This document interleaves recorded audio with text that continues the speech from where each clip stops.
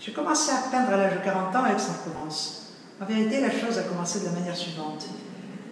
Un jour, j'ai assisté à une conférence au musée Granet et la conférence s'intitulait « Les gratte-ciel aux États-Unis ».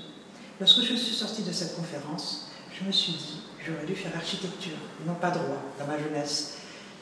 Et le lendemain, je ne sais pas comment, je me suis dirigée vers une papeterie et j'ai acheté une toile, des pinceaux, un livre « Comment peindre » et j'ai commencé à peindre. Je ne sais pas quel est le rapport entre l'architecture, la conférence et la peinture, mais c'est comme ça que ça a commencé. Voilà. Ensuite, j'ai peint, donc j'ai reproduit des impressionnistes, j'ai fait des portraits, je me suis essayée aux natures mortes, j'ai essayé la montagne Sainte-Victoire du Tolonais de Cézanne, j'ai tout essayé. Puis je me suis retrouvée à peindre des signes, des symboles.